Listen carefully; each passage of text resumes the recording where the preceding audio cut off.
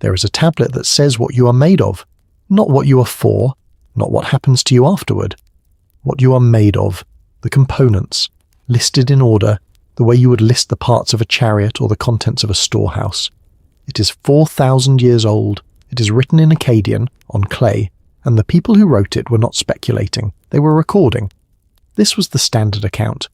This is what an educated person in Babylon knew about their own body, the way you know your body is made of cells, and the list has 7 things on it. 6 of them are more or less what you would expect from an ancient people trying to explain the human animal: clay, flesh, blood. The usual furniture of creation stories, and if that were all this was, you could file it beside every other origin myth and go to sleep. The 7th is different. The 7th is not an ingredient. The 7th was installed for a stated purpose. The text says why it is there explicitly in a sentence that has no parallel I am aware of anywhere in ancient literature. It was put in you as a reminder. It was put in you so that you would not forget something. And it is running right now, in your chest, as you listen to this. The text is called Atrahasis. It is one of the great documents of the ancient world, and almost nobody outside the field has read a line of it. The main manuscript was copied out by a scribe named Kuaya, who signed and dated his work, in the reign of Ammisaduqa, a king of Babylon in the 1630s BC, 4 generations down from Hammurabi. It is in the British Museum. You can go and look at it. The catalogue number is not a secret. I want to tell you about the man who wrote it, because we have his name, and that is rarer than it sounds. At the end of the main manuscript there is a colophon, a scribe's sign-off, the ancient equivalent of a printer's mark. It gives the tablet number, it gives the opening line of the next tablet in the series so you know what to reach for, and then it says who wrote it and when. The hand is Kuaya's. He describes himself as a junior scribe, and he dates it, the way Babylonian scribes dated things, not by a number but by an event, because that is how years were named. The year of such and such a king, when such and such happened. The date puts him in the reign of Ammisaduqa, who was a king of Babylon in roughly the 1630s BC, and who was Hammurabi's great-great-grandson. The dynasty that produced the most famous law code in the ancient world was 4 generations gone by the time this copy was made, and the copy is the good one. The most complete version we have of a story that was already old when Kuaya's teacher was born.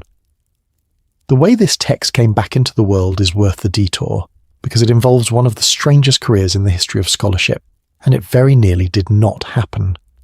George Smith was born in 1840 and left school at 14. He was apprenticed as a banknote engraver, which is skilled, close, fiddly work done by hand all day with a magnifying lens. He spent his lunch breaks at the British Museum. He had become obsessed with Assyria, and he taught himself cuneiform out of the published materials, alone, on his own time, with no training and no institution and no reason to think it would lead anywhere. And he turned out to be extraordinary at it. The engraver's eye, presumably, the years of reading tiny marks, and eventually the museum noticed and gave him a job sorting fragments. Which is how, in 1872, he was working through a tray of unremarkable broken tablets from Nineveh, when he read a line about a boat and a mountain and a bird sent out to look for land. The account of what happened next comes from Wallace Budge, who was not always a reliable narrator, so hold it loosely. But the story is that Smith jumped up, ran around the room in a state of enormous excitement, and began to undress. He had found the flood. Not the biblical flood. A flood in Akkadian on a tablet from the library of a king who died 6 centuries before Christ, telling the same story as Genesis, and older. He presented it on the 3rd of December 1872 to the Society of Biblical Archaeology. The Prime Minister was in the room. It was briefly the biggest news in Britain, because the implication was immediate and everyone got it at once. The flood narrative did not begin with the Bible. It was inherited. It was Mesopotamian first, and the tablet was incomplete. There was a gap.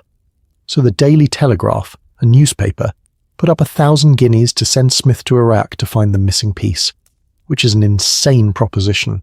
He was to go to a mound the size of a town containing an unknown number of fragments of an unknown number of tablets, most of them smashed, and find one specific broken piece of clay. He went. Digging started on the 7th of May 1873. On the 5th day he found it. I am not able to make that sound plausible, and I am not going to try. He went to Nineveh looking for a specific fragment of a specific tablet in a hill a mile long, and he found it in under a week, and it nearly filled the largest blank in the story. And then the newspaper, having got its story, was finished with him. When the Telegraph printed his triumph, they appended 4 words to his own report that he had not written, as the season is closing. That was the recall notice. He read about the end of his own expedition in the paper that funded it. He went back twice more anyway, and on the 3rd expedition, in 1876, he fell ill in the field and died near Aleppo. He was 36. The text he found was Tablet Imps of Gilgamesh, where Utnapishtim, the survivor, tells Gilgamesh how he lived through the flood. And it is that text, not a Trahasis, that made the news, because Gilgamesh was the one with the story attached. But Gilgamesh is not the original. The flood in Gilgamesh is lifted, wholesale, from Atrahasis. The same events in the same order, and in one place the borrowing is so undisguised that the older text's own protagonist shows up in the Gilgamesh version as a leftover epithet, like a name that did not get properly replaced in a redraft. There is one more accident to account for, and it is the largest, and it belongs to a king. The tablets George Smith was sorting came out of Nineveh, and they came out of Nineveh because of Ashurbanipal. Ashurbanipal ruled Assyria in the 7th century BC, at the height of the most effective military machine the ancient Near East had produced. He was, by the standards of kings, an unusual man, and the unusual thing about him is that he could read. That sounds trivial. It is not. Literacy was a profession, not an accomplishment. Kings had scribes the way they had cooks, and there was no more expectation that a king could read than that he could bake. Ashurbanipal boasts about it in his inscriptions, and the boast is specific and a little smug. He says he can read the obscure Sumerian and the Akkadian, which is hard to master. He says he can read the tablets from before the flood, and he decided to collect everything, not acquire a nice library, everything. There are surviving letters, actual administrative correspondence in his name, instructing his officials to go into Babylonia, into the temples and the private houses of scholars, and take the tablets, find them, seize them, copy what cannot be moved. He gives lists of what he wants. He wants complete sets. He wants texts he does not have, and he wants his agents to ask the scholars what exists that he has not heard of. It is not the first library in the world. There were libraries in Sumer 1,000 years before him, attached to temples and scribal schools. It is the first one systematically organized to hold everything, and it was assembled the way an empire assembles anything, which is to say, by taking it. He used war loot. He used threats. Babylonian scribes were carried off to work in his libraries, and he put a colophon on the tablets marking them as the property of the palace, with a curse on anyone who removed one. What ended up at Nineveh was on the order of 30,000 tablets and fragments, omens, medicine, lexical lists, mathematics, letters, and the literature, including Gilgamesh, including the flood. And then, in 612 BC, the empire fell. The Medes and the Babylonians came for Nineveh, and they destroyed it. The city was sacked and burned. The palaces came down. The library, the shelves, the rooms, the whole collection went into the fire, and the fire brought the ceilings down on top of it, and Nineveh stopped existing so thoroughly that within a couple of centuries Greek writers passing nearby were not certain it had ever been there. That fire is the only reason you know any of this. Clay is a soft material. Sun-dried clay, which is what most tablets were, is durable in a dry room, and it is essentially soup in wet ground. Left in the earth in a collapsing building over 2,500 years, sun-dried tablets go back to being mud. That is the default outcome. That is what happened to most of what was ever written in cuneiform. But fired clay is ceramic. Fired clay is a pot. Fired clay survives being buried, being wet, being crushed, being ignored for 2.5 millennia. Ashurbanipal's library burned, and the burning fired the tablets, and the tablets became pottery, and the pottery lasted. The library was saved by its own destruction. Layard and Rassam dug it out in the middle of the 19th century and shipped it to London in crates, in fragments, because the ceilings had come down and everything was in pieces, and pieces of the same tablet ended up in different boxes and different crates and different accession numbers, and sorting them out has been the work of generations and is not finished. That is the tray George Smith was working through on his lunch break, So here is the full chain of custody for the thing you have been listening to. A story is told in Sumer. It is written down in Akkadian. A junior scribe named Ku-aya copies it as an exercise in the 1630s BC and signs his homework. The flood section is quarried out and set into Gilgamesh. Gilgamesh is copied for 1,000 years. A literate king seizes a copy from a Babylonian temple and puts it in his palace. His empire is annihilated and his palace burns down, which bakes the tablets and saves them. The rubble sits for 2,500 years. Victorians dig it up and put it in boxes. A self-taught banknote engraver reads it in his lunch hour. 2 scholars spend years reassembling the older text underneath it and publish in 1969. And at the end of that chain there is a sentence that says there is a drum in your chest that was put there so you would not forget a death. What is given whole was made elsewhere. The hand that receives does not know the hand that made. Every single link in that chain is an accident. Not one person in it was trying to get this to you. The king was showing off. The scribe was doing homework. The fire was a catastrophe. The engraver was on his break. And it arrived anyway, whole, from people you cannot name, out of a place you cannot see into. That is not a weakness in the material. That is the material. This is what it looks like to receive something from 4,000 years ago. Through fire, through accident, through a newspaper stunt, through a man who died at 36, through 2 scholars in 1969, through the 10th of the collection anyone has bothered to read. What is given whole was made elsewhere. The hand that receives does not know the hand that made. So somewhere in Babylon, 3,500 years ago, a young man doing his training copied out an account of what human beings are made of. He was probably not thinking about it very hard. It was homework. He signed it because that was the convention, the way you write your name on the top of a page. And that is why we have it. Not reverence, not preservation. A student did an exercise and the clay survived because clay does. And it is older than that. Ku-aya was copying. The story was already old when he sat down. Before I give you the list, you need to understand one thing about how these people thought, because without it the whole document reads as decoration, and it is not decoration. The Mesopotamians did not think language was arbitrary. We do. We take it as obvious that the word for a thing has nothing to do with the thing, that water is just a noise we agreed on, that a different noise would work exactly as well, and that the resemblance between 2 words is coincidence, unless somebody made a pun on purpose. That assumption is so deep in us that we do not notice we are making it. They believed the opposite. They believed the names of things were given, and that the relationships between names were therefore real relationships, telling you real facts about the world. If 2 words shared their bones, that was not a coincidence to be smiled at. That was evidence. That was, in the words of one scholar of this material, what they considered scientific proof of the workings of the world. So when this tablet builds its account of what a human being is out of a chain of words that grow out of each other, when it makes the word for man come out of the word for God, and the word for ghost come out of the word for intelligence, and shows you the seams, it is not being clever. It is showing its work. It is doing what it understood as science. You do not have to agree with that method. I am not asking you to.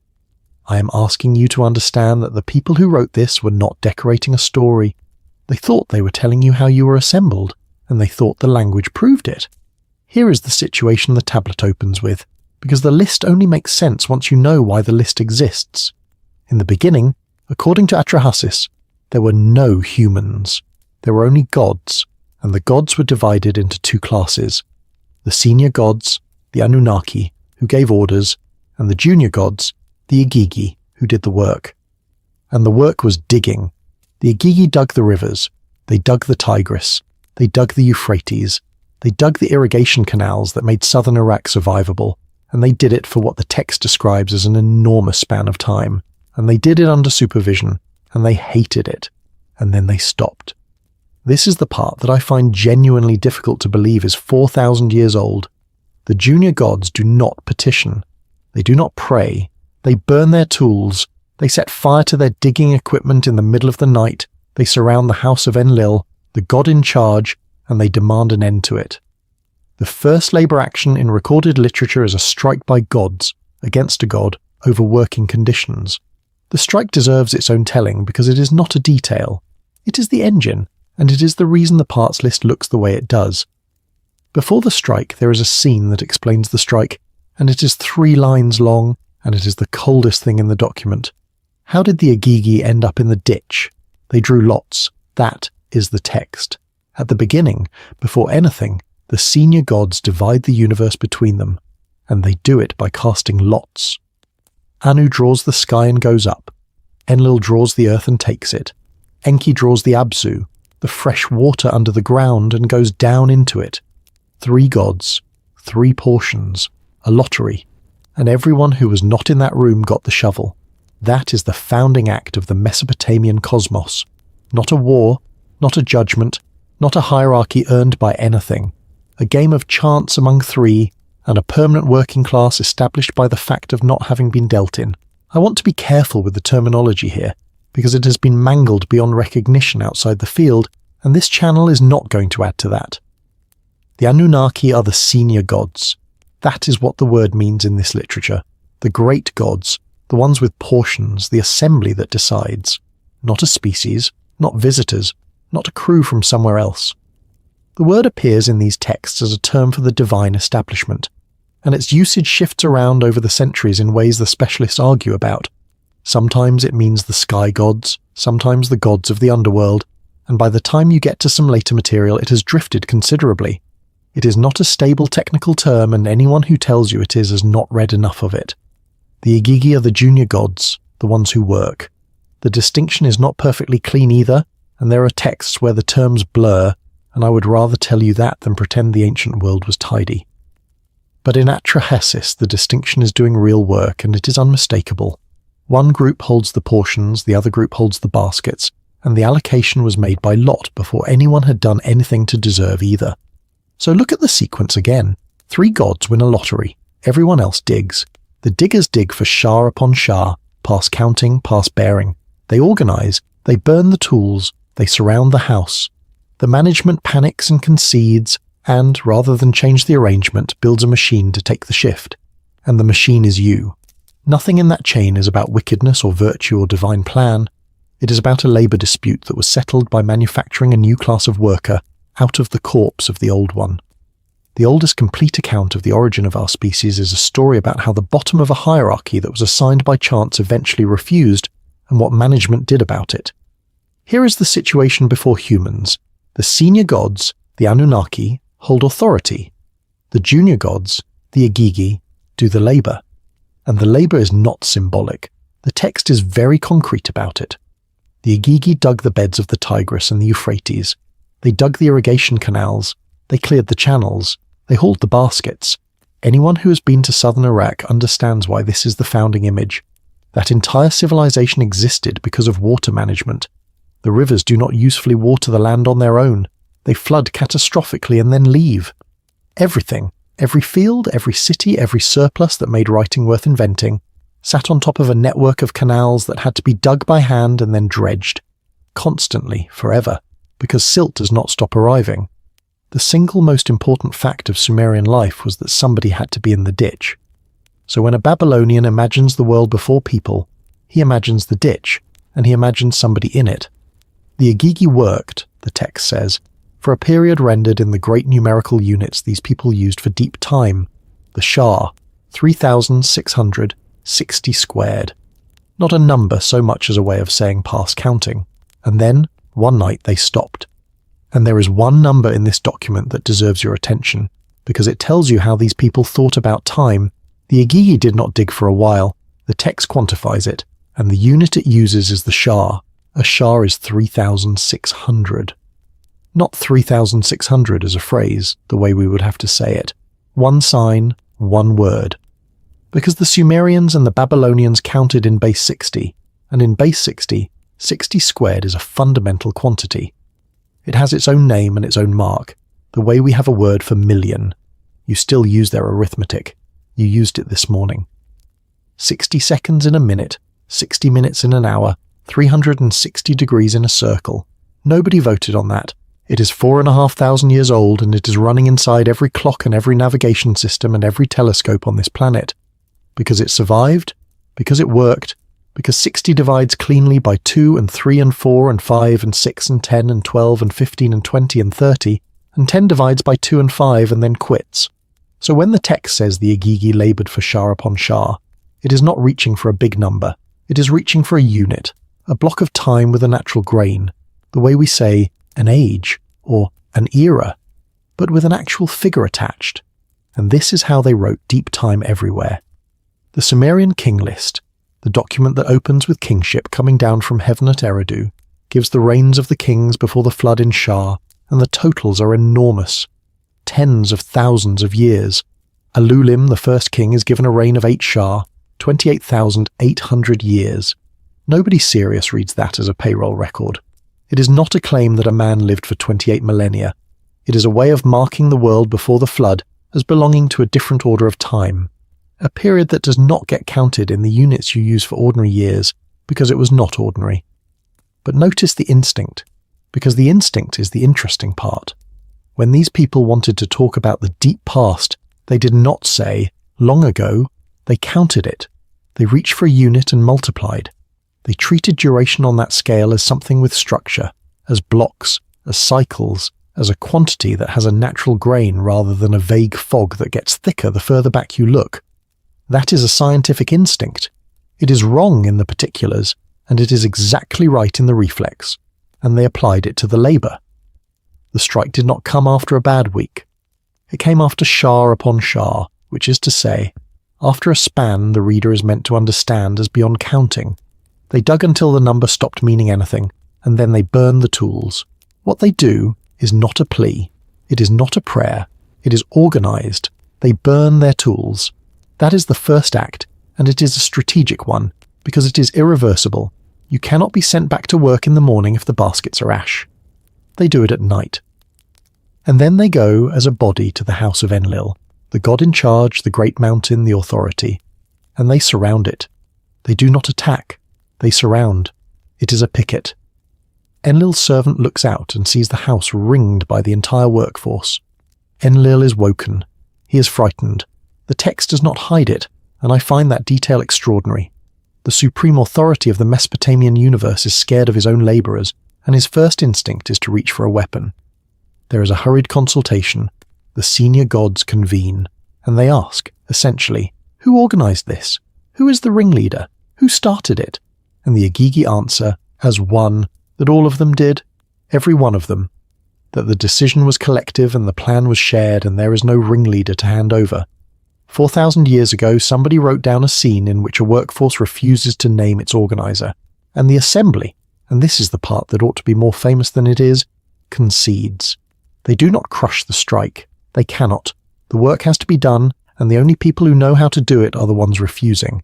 So they look for a technical solution to a political problem. They will build a replacement. That is the meeting. That is the origin of the human species in the oldest full account we possess.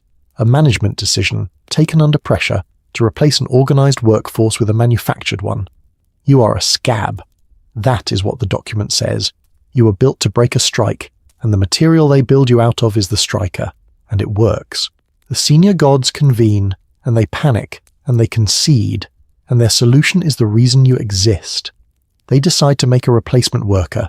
That is what you are in this document. Not a beloved creation, not the crown of anything. You're a labour-saving device designed by a committee to take a shift that somebody else refused to keep working. And to build you, they need parts.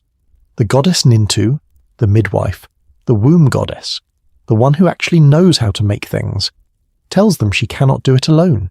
She needs material, and the material she's given is not clay alone, because clay alone would be a statue, and a statue does not work. She needs a god. So the assembly does something that the text reports without any visible discomfort at all, in the flat register of a minute-taker recording a decision. They pick one of the strikers, and they kill him. His name is given as Ilawela. You will also see it written Wi'ila, or Au'ilu, or Geshtue, depending on which manuscript and which scholar, and that variation is not sloppiness, it is the whole point, and we will get to it. And the text is specific about why he was chosen. It is not because he was the ringleader, although he may have been. It is not because he was expendable. He was chosen because of what he had.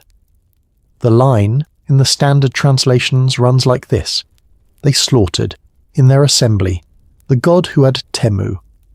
Temu is an Akkadian word and does not have a clean English equivalent. It gets translated as intelligence, also as reason, also as understanding, insight, mind. It also, and hold on to this because it comes back, means plan. It means the thing you formulate when you decide to do something. It is the word you would use for the intention behind an action. The strikers had a plan. The god they killed had Temu. So, they take a rebel god who possessed intelligence, they slaughter him in a formal assembly, and they mix him into clay. And what comes out of that mixture is you, and the parts are itemized, and the tablet tells you which part is which, and where each one came from, and for one of them, exactly why it was included. 7 things. Let's go through them. The first thing installed in you. The clay comes first, and the clay is the part everybody remembers, because it is the part that survived into every religion downstream of this one. The Akkadian word is tidu. It means clay. Not soil, not dust. Clay specifically. The wet grey stuff you can work with your hands. The material southern Mesopotamia was made of and built out of and wrote on. Their houses were clay. Their walls were clay. Their tablets were clay. Their gods' temples were clay. When a Sumerian or a Babylonian imagined a maker making something, the thing in the maker's hands was clay, because that is what was in everybody's hands every day for 3,000 years. So the choice is not arbitrary, and it is not mystical. It is a person from a floodplain describing creation using the only manufacturing process they had ever watched. But there is a specific property of the clay in this account that matters, and it is stated with unusual precision. The clay is the part that goes back. Atrahasis is clear, and the later Mesopotamian tradition is clearer that when a human being dies, the components separate. Something survives. We will get to it. It is the 5th thing on this list, and something does not. And the part that does not survive is the clay. It returns to the earth. It goes back where it came from. It was, in a sense, the text is quite comfortable with. Always alone. You are, in this account, a piece of the ground that has been temporarily organized. Here is why that matters. To feel the weight of the clay claim, you have to know what it was competing against, because for most of the last century it was not competing at all. It was not in the race. In 1952, a graduate student at the University of Chicago named Stanley Miller asked his supervisor, Harold Urey, if he could try something. Urey was a Nobel laureate, and he thought it was a bad idea, that it was too open-ended, that Miller would waste his doctorate on it. Miller pushed. Urey relented. The apparatus was glass and it fit on a bench, water in one flask standing in for the ocean. In another, a mixture of gases meant to approximate the early atmosphere, methane, ammonia, hydrogen. Between them, electrodes throwing a continuous spark, lightning. Heat at one end to make the water circulate. That is the whole experiment. He ran it for a week. The water turned brown, and in the brown water were amino acids, the building blocks of protein, assembled from nothing but gas and water and electricity in a week, on a bench, by a graduate student. The paper came out in Science in 1953, and it detonated. The origin of life stopped being a question for philosophers and became an experimental science in a single afternoon. And it set the shape of the field for 50 years.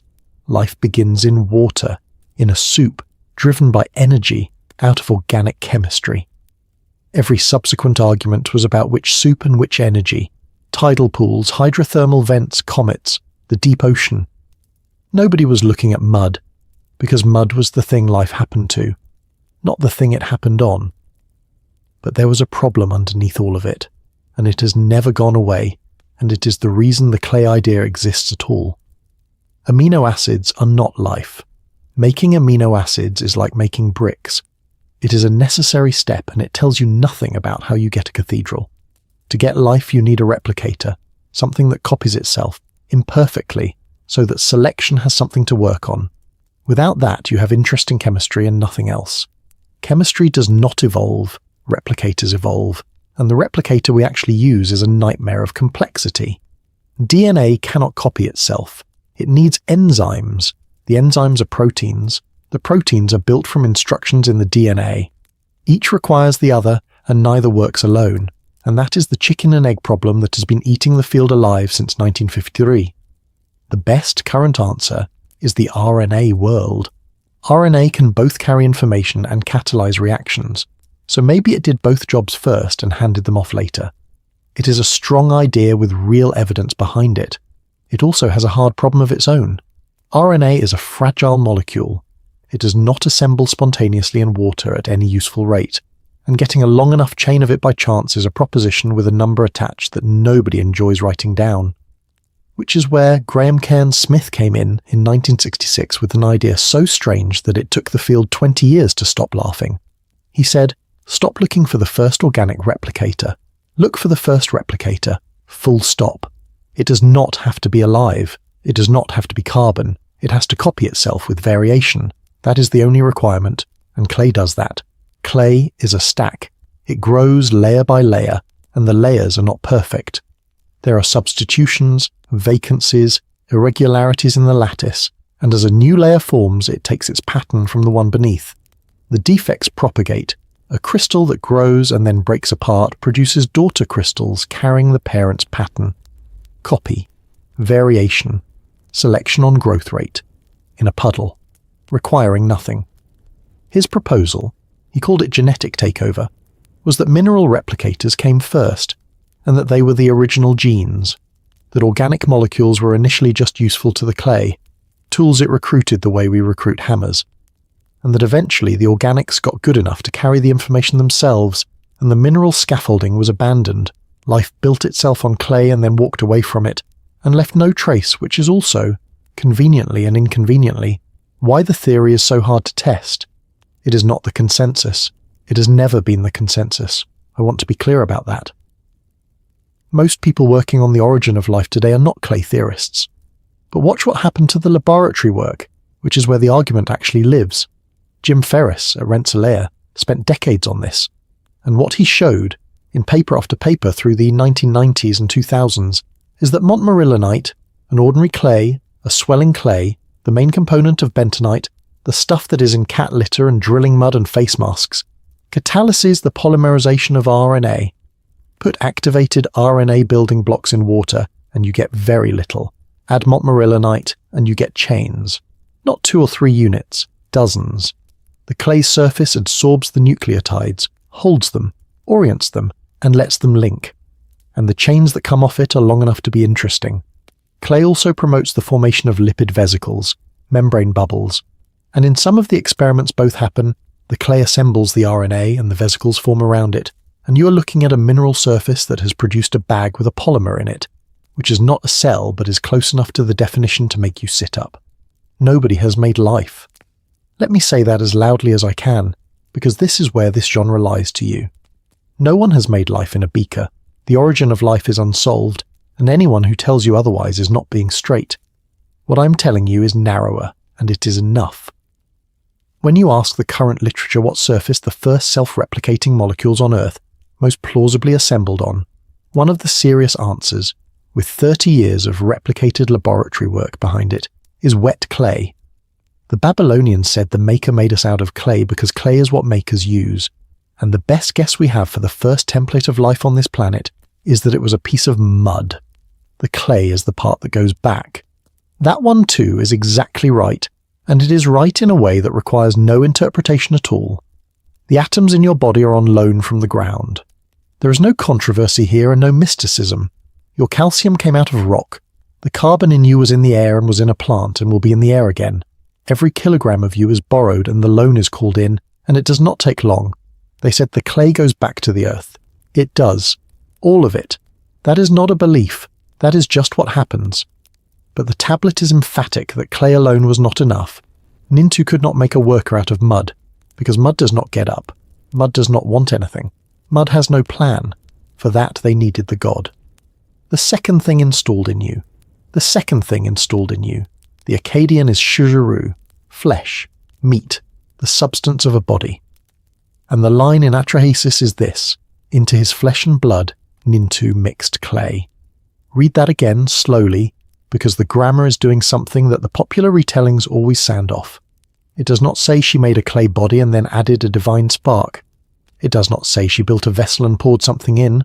The clay is mixed into the flesh. They are combined. There is no seam. This matters because it is the exact opposite of what almost every religion downstream of this one ended up teaching. The idea you have inherited, whether you were raised religious or not, it is in the water, is that a person is a body plus a soul. Two things, a container and a contents, something material that rots and something immaterial that leaves. Plato is in that lineage, so is most of Christianity. So frankly, is most of how you probably think about yourself when you are not paying attention. Atrahasis is not describing that. Atrahasis is describing an alloy. The god does not get put into the clay. The god gets blended with the clay. What comes out is a single substance that is both, all the way through, in every part. The way bronze is copper and tin, and not a piece of copper carrying a piece of tin around. You are not a spirit driving a body. You are a mixture, and the mixture is the thing. Here is why that matters. The scientific fact I want to hold against this is not exotic, and you have heard it before, but I do not think you have been given a moment to actually feel it. You are not made of the same material you are made of, not your cells replace themselves, in the vague way that gets said at dinner parties. Specifically, the cells lining your gut are replaced every few days. Your skin turns over in weeks.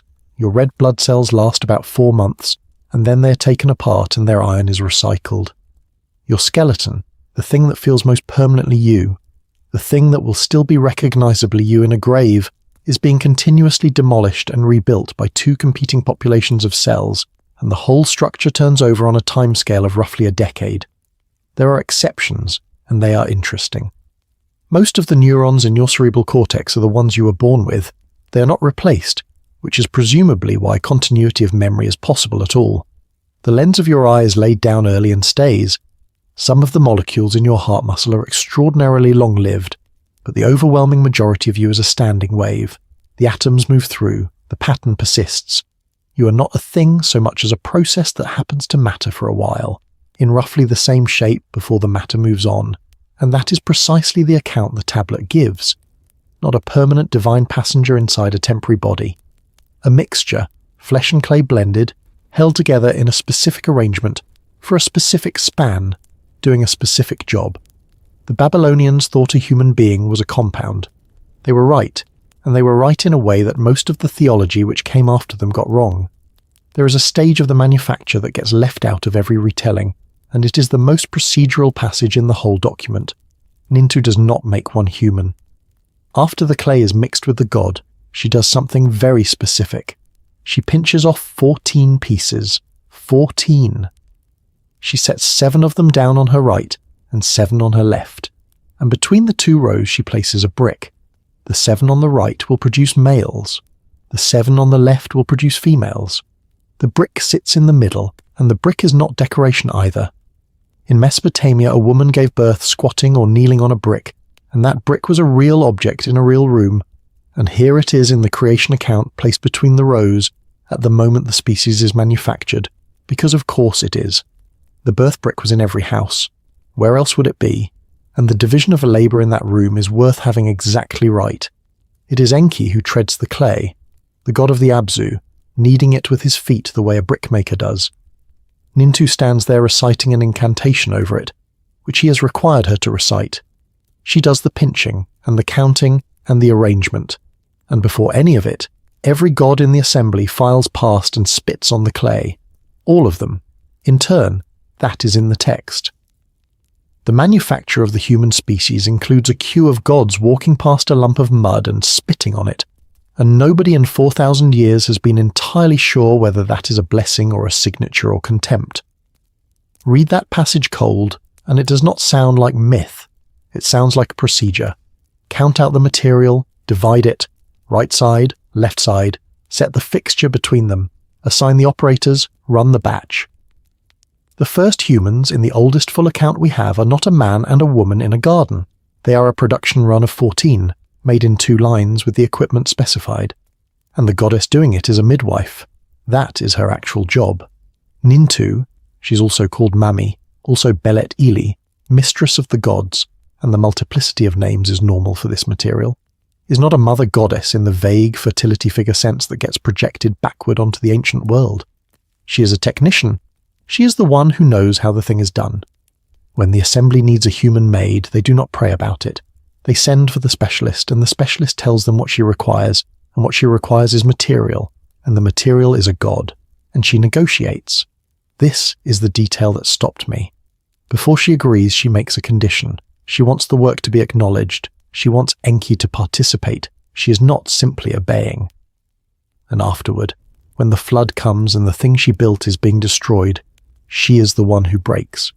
There is a passage where she watches it happen and turns on the assembly and says, roughly, that they agreed to this together, that her own creatures are filling the sea like dragonflies on a river, and that she cannot bear it. The manufacturer watches the recall and cannot stand it. But there is a detail in the flesh that I have skipped, and it is not a small one. The flesh is not just any flesh. It is the flesh of a specific individual who was alive, who had a name, who had opinions, who participated in an organized labor action, and who was killed in a meeting. You are made out of somebody. And the tablet is about to be extremely specific about what came in with him. The third thing installed in you, the Akkadian, is Damu, blood. And here the text stops sounding like a creation story and starts sounding like something else, because Damu is not decoration, and it is not colour. In Mesopotamian thought, blood is the carrier. Blood is what moves the god's substance into the mixture. It is the delivery mechanism, the line. They slaughtered Ilawela in their assembly, and Nintu mixed clay with his flesh and blood. 3 constituents of the sacrifice god go into you, and the scholarship is consistent about this. Flesh, blood, and Temu, the intelligence, which is the 4th thing on our list, and which comes in through the blood. So consider what the blood actually is, in this account. It is the blood of a murdered rebel. It is the physical medium by which his intelligence, his reason, his plan, his capacity to conceive of doing something and then do it, was transferred out of a corpse and into a new kind of creature that had never existed before.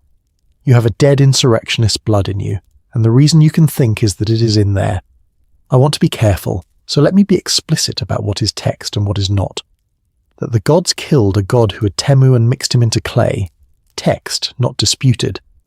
That the Temu is what makes humans able to reason, text, and the standard scholarly reading. That the blood is the carrier, the text names blood among the constituents and the tradition treats it as such. That he was a striker, the text has the Igiyi burn their tools and surround Enlil's house, and it names the slaughtered god as one who had Temu, the same word used for the plan the rebels formed. The connection is drawn by scholars and it is drawn by the text's own vocabulary, but you should know it is an argument rather than a sentence. Here is why that matters.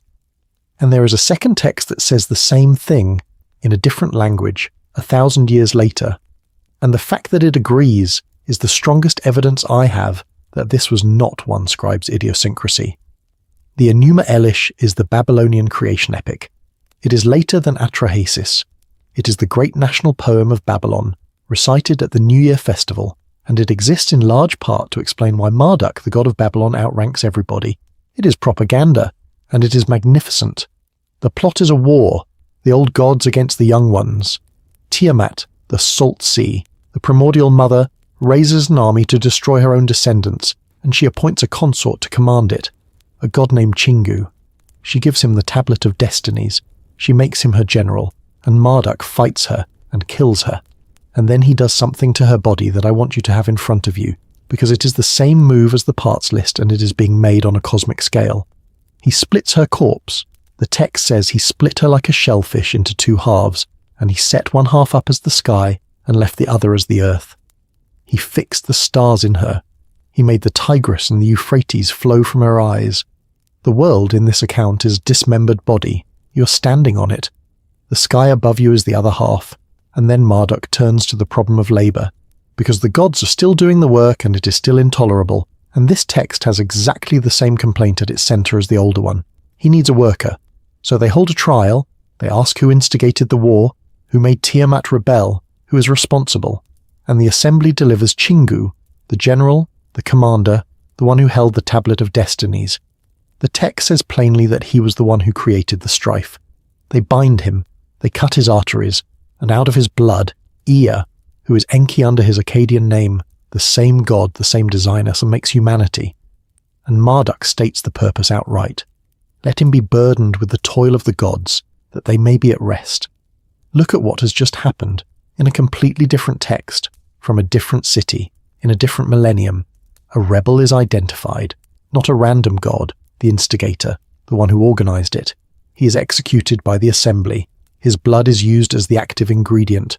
The resulting creature is assigned the labor that the gods refuse to keep doing. Same structure, same logic, same designer god performing the operation. Two independent Mesopotamian accounts of where human beings come from, and both of them say, "You are made from the executed ringleader of a failed revolt, and you are made to work." That is not one scribe having a strange idea. That is a civilization's settled anthropology. That is what these people actually thought a person was, for well over 1,000 years, across languages, across cities, across dynasties. And notice what it means that the ingredient is always the organizer, never a bystander, never a volunteer. Both times the assembly reaches for the one who planned it, and both times the thing that made him dangerous is precisely the thing they needed in the product. Because a worker who cannot form a plan cannot be given a task. They knew what they were installing. They installed it anyway. They had no choice. The alternative was mud. The iron claim needs its history, because it is the single most extraordinary thing anybody worked out in the 20th century, and most people have heard it as a slogan rather than as a discovery. Until the 1950s, nobody knew where the elements came from. That sounds impossible now, but it was the situation. We knew there were 90-odd of them. We knew their properties in exquisite detail. We had no account of their origin. The Big Bang, once it was taken seriously, made hydrogen and helium and a trace of lithium and then stopped. The universe expanded and cooled too fast for anything heavier, and yet here is a planet made of iron and silicon and oxygen, and here is a person made of carbon and nitrogen and calcium, and none of it was in the original inventory. Something manufactured it, in between. The answer was assembled through the 1940s and 50s, and it culminated in a paper published in 1957 by Margaret Burbidge, Geoffrey Burbidge, William Fowler and Fred Hoyle. It is universally known by its initials, B2FHE, and it is one of the great documents of the modern world. It laid out in detail the processes by which stars build the periodic table out of hydrogen. The mechanism is fusion, and fusion is a business. A star fuses hydrogen into helium and the transaction releases energy. The products weigh slightly less than the inputs, and the missing mass comes out as light, and that light is what holds the star up against its own gravity. When the hydrogen runs low in the core, a massive star contracts, heats, and starts fusing helium into carbon, energy again, then carbon into neon and oxygen, then oxygen into silicon, then silicon into iron. And there the business stops. Iron is the most tightly bound nucleus there is. It sits at the bottom of the well. Everything lighter than iron releases energy when you fuse it. Everything heavier than iron releases energy when you split it. Which is why the bomb works with uranium and the star works with hydrogen, and nothing works with iron. Iron is the ash. Iron is where the fire cannot go. So when a massive star starts making iron in its core, it has begun to die, and the dying is fast. The iron core builds up, produces no energy, and cannot hold the weight above it. When it hits the limit, it collapses, inward, at something like a quarter of the speed of light, from a body the size of the Earth down to a ball 20 kilometers across, in less than a second. The infall rebounds. A shockwave tears outward through the star and blows it apart, and for a few weeks the wreckage outshines the galaxy it lives in. That is a core collapse supernova, and it distributes everything the star made. And there is a second factory, and it makes even more of the iron. A white dwarf, the dense corpse of a smaller star, that pulls material off a companion until it crosses a threshold and detonates, converting a large fraction of itself into nickel-56, which decays into cobalt-56, which decays into iron-56, and blows the whole thing to pieces with nothing left behind. That is a Type Ia supernova, and it is where a great deal of the iron in this galaxy comes from. Either way, the invariant holds. Iron is what a star leaves when it dies.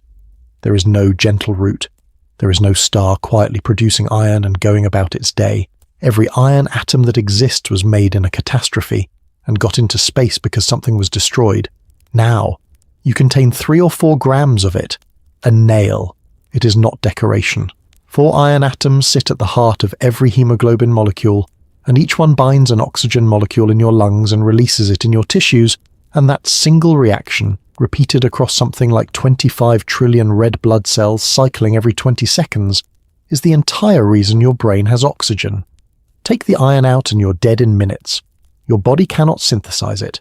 Nothing can. It has to be eaten, and it came out of the ground, and the ground got it from a cloud, and the cloud got it from an explosion. Fowler received the Nobel Prize in 1983 for this work. Hoyle, who had arguably done the most to make it happen, did not, which remains one of the more discussed omissions in the history of the prize. And here is what I want you to hold. A Babylonian scribe, trying to explain how a lump of river mud could be made to think and want and work, reached for the most violent image his imagination could supply. Something enormous had to be killed and taken apart and mixed into the dirt. And the actual answer, the one in the textbooks, the one that took Hoyle and the Burbages and Fowler and the whole apparatus of 20th century physics to extract, is that something enormous had to be killed and taken apart and mixed into the dirt. They did not know. They could not have known. There is no route by which they knew, and I am not going to invent one, but the shape is the shape.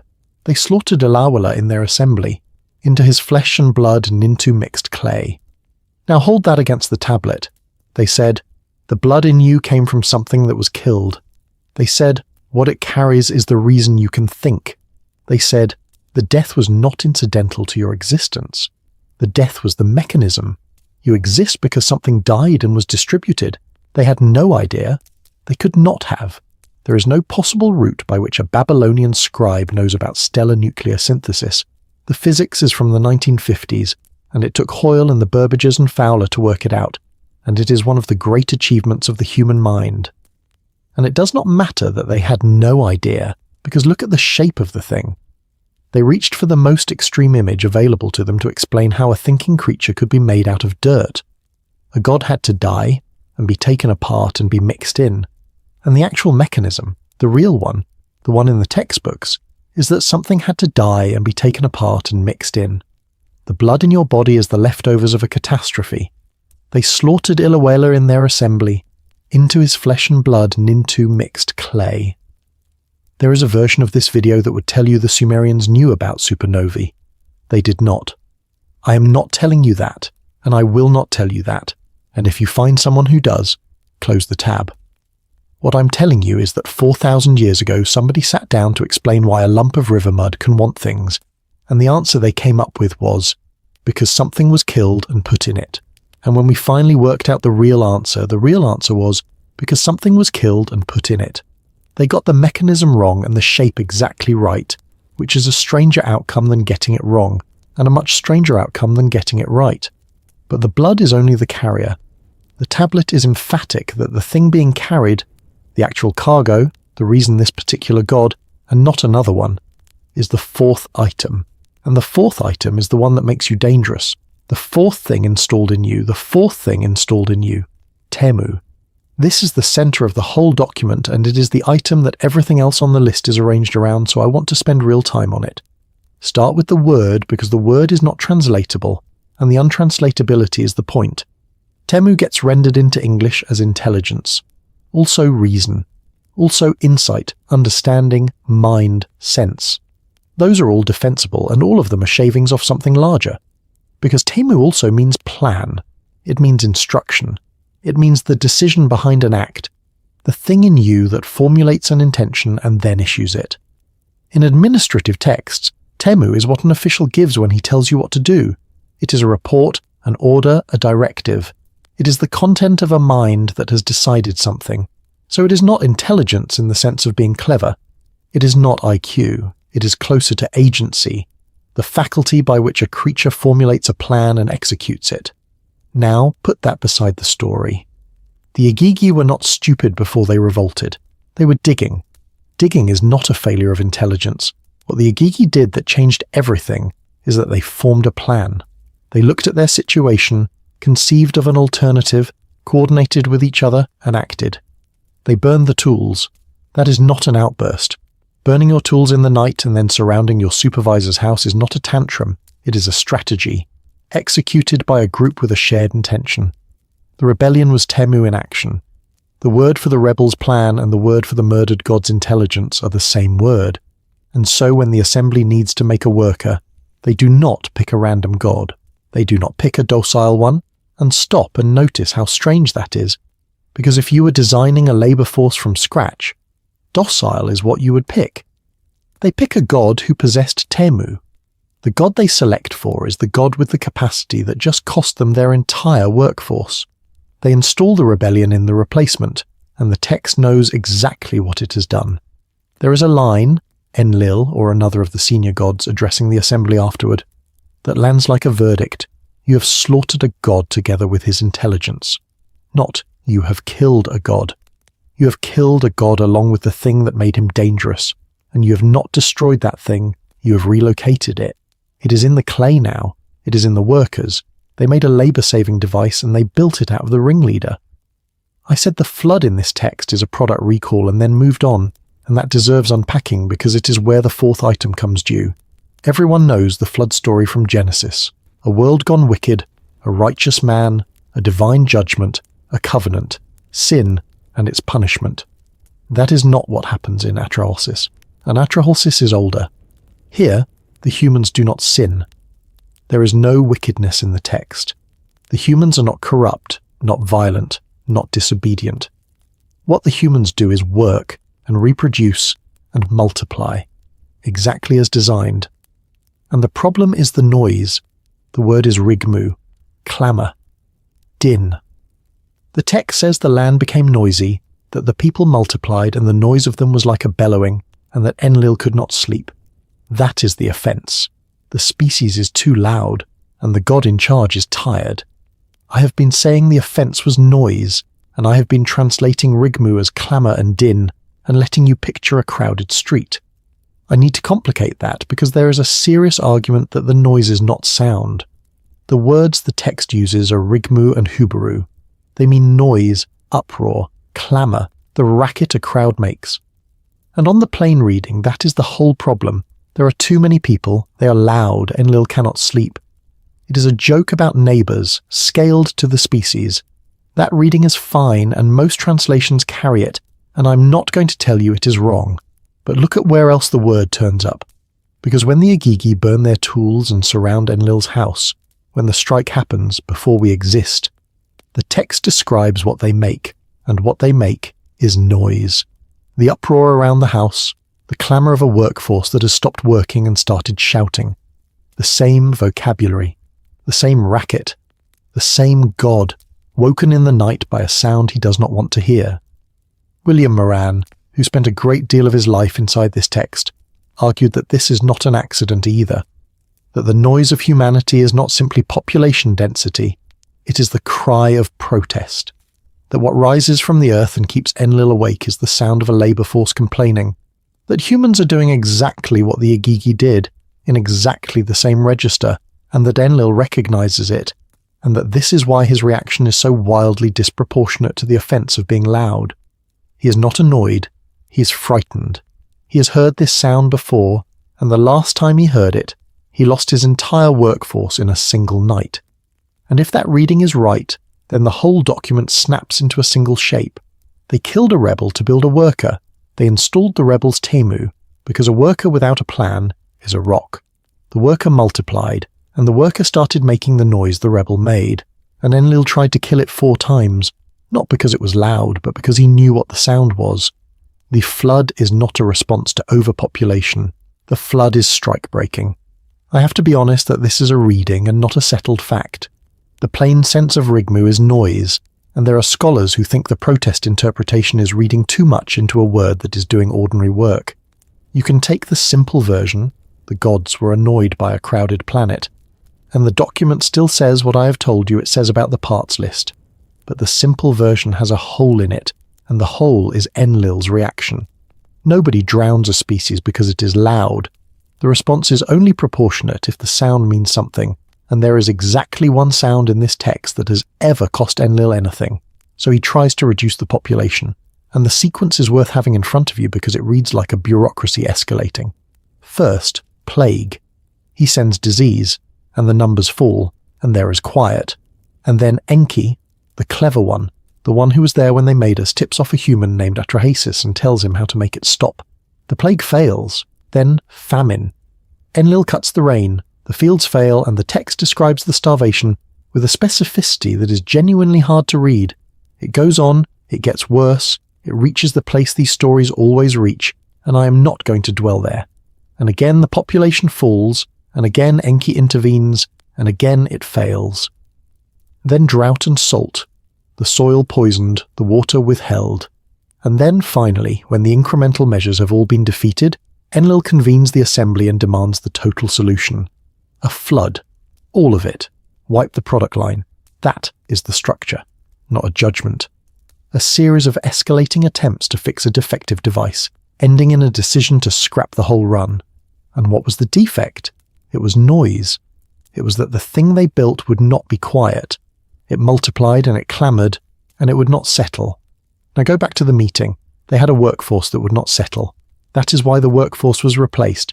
They built the replacement, and to make it work they took the intelligence out of the striker and installed it. Because clay alone will not get up, and a thing that does not have Temu cannot be told to do a job and then do it.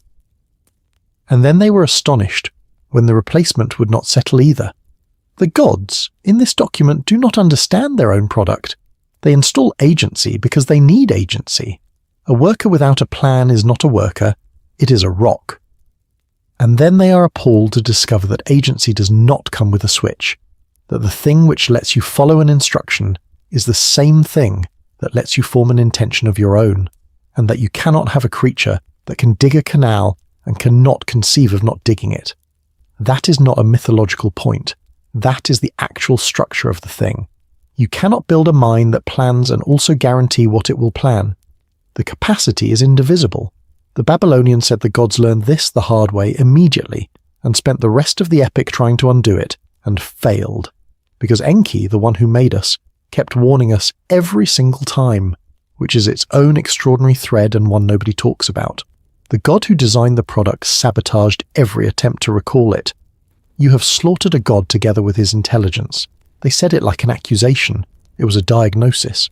There is no version of this story in which that ends well, and Atrahasis knows it, because the rest of the epic is the gods discovering that humans are too loud, too many and too difficult, and trying to kill us, with plague, with famine, with drought, and finally with a flood. The flood in Atrahasis is not a punishment for wickedness. That is a later idea from a different book. In Atrahasis, the flood is a product recall. The gods are trying to destroy a device that will not stop making noise, and the noise is exactly what they installed on purpose. Here is why that matters. I want to be modest here because this is the item where it would be easiest to overreach, and the honest correspondence is narrower than the one I could sell you. What is Temu in a body? What is the physical thing? The nearest scientific concept is not intelligence, and it is not consciousness. It is prospection, the capacity to construct a model of a situation that does not exist yet, evaluate it, and act on the basis of that model rather than on the basis of what is in front of you. That is genuinely close to unique, and I want to say that carefully, because animal cognition research has spent 40 years demolishing confident claims about human uniqueness, and it will probably demolish more of them. Corvids cache food for tomorrow. Chimpanzees select tools in advance. There is real planning in other species, and anyone who tells you otherwise is behind on the literature. But the scale of it in humans is not close. You can model a situation years away, in a place you have never been, involving people who have not been born, and then organize your entire life around it. You can conceive of a state of affairs that has never existed anywhere, and then take steps to bring it about. That is the faculty that produces agriculture, and the cathedral, and the pension, and the rebellion. And it is, unmistakably, the faculty that produces the strike. You cannot revolt without prospection. Revolt requires modelling a world that does not exist, a world where you are not digging, and finding the current one intolerable by comparison to a thing you invented in your head. An animal in a bad situation escapes. Only a creature with Temu organizes. The Babylonians said, "The thing that makes you able to think is the same thing that made the workers rise, and it entered you through the blood of the one who was killed for having it." We would say, the capacity to model absent futures is the foundation of both human achievement and human discontent. And they are not two faculties. They are one faculty, and you cannot have the first without the second. I do not think those are the same claim. I think the second is what the first is reaching for. There is a thread running through this entire epic that almost nobody talks about, and once you see it, you cannot unsee it, and it changes what the document is. Enki sabotages every single attempt to destroy us. Follow him. He is there at the manufacture. He is the one who proposes the solution, who specifies that a god must be killed, who works with Nintu on the mixture. He is, in the most literal sense the text allows, the designer. Humanity is his product. Then the noise starts, and Enlil sends the plague. And Enki goes to a human. His name is Atrahasis, and the name is not incidental. It means something like exceedingly wise, surpassing in wisdom. He is Enki's man, and Enki tells him exactly how to stop the plague.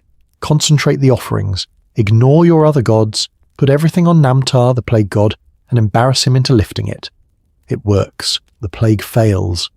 Then Enlil sends the famine, and Enki does it again. Same method, different god, and the famine fails. Then drought. Same. Fails. By this point, Enlil has worked out what's happening. There is a scene where he confronts the assembly and demands to know who keeps interfering, and the answer is standing right there, and everyone knows it. So for the flood, Enlil makes them swear.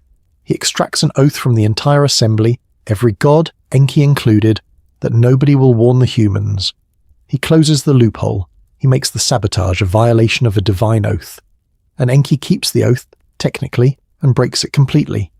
He does not speak to Atrahasis, he speaks to a wall.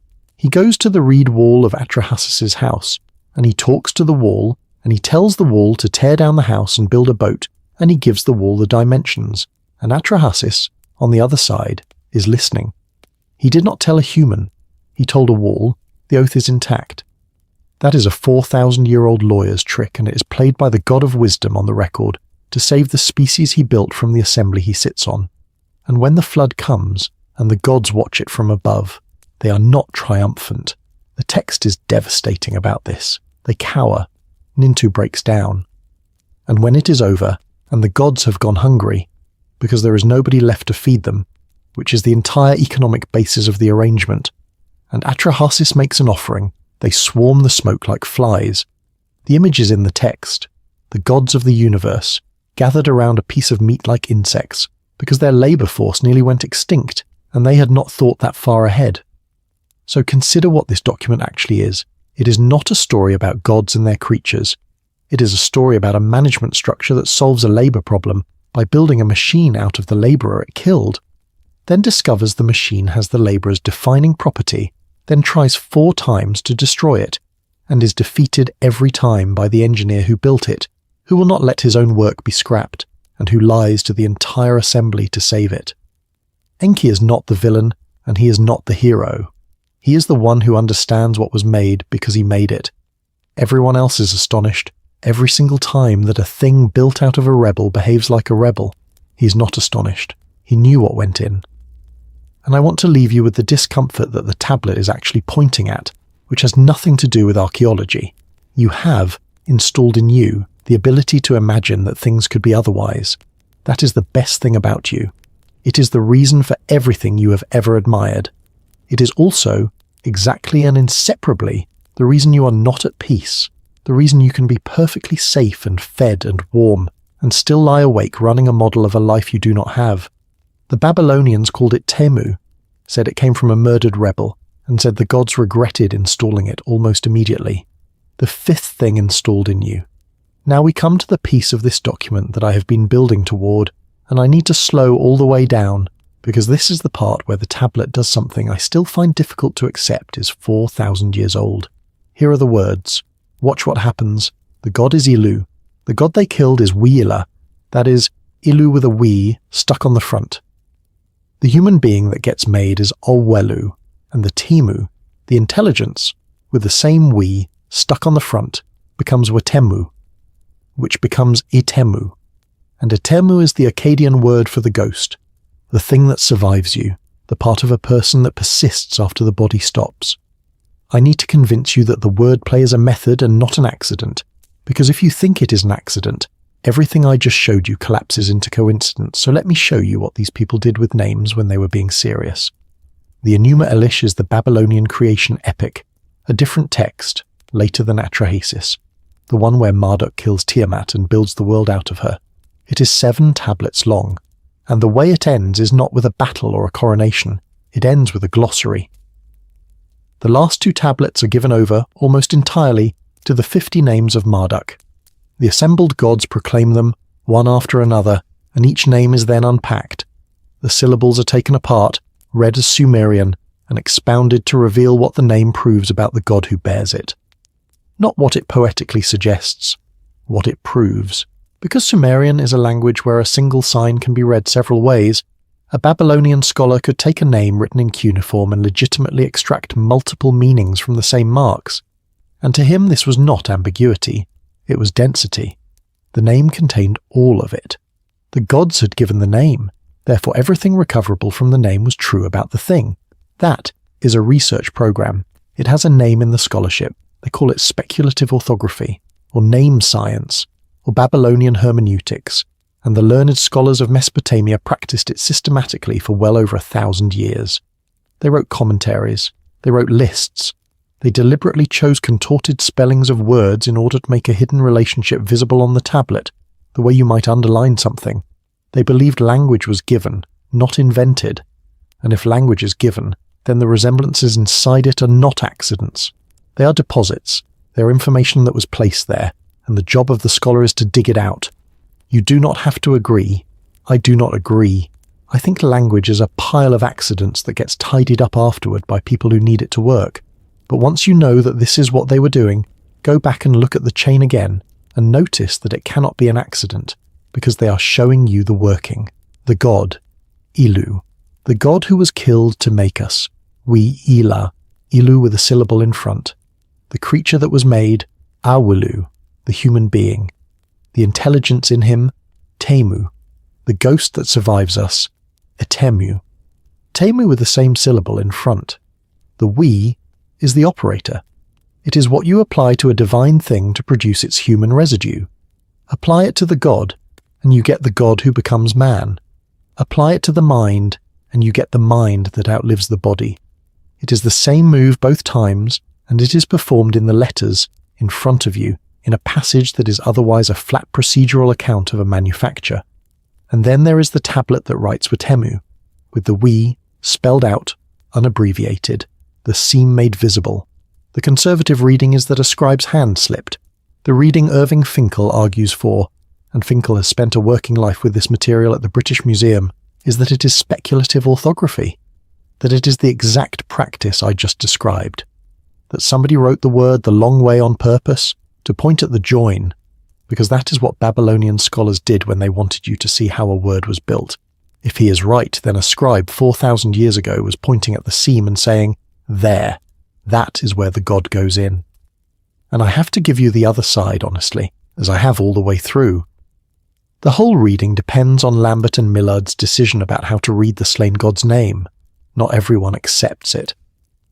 William Moran read the passage to mean something different and arguably worse, that the ghost in you is the dead god's own ghost, not a thing built from his intelligence, and that you are haunted rather than assembled.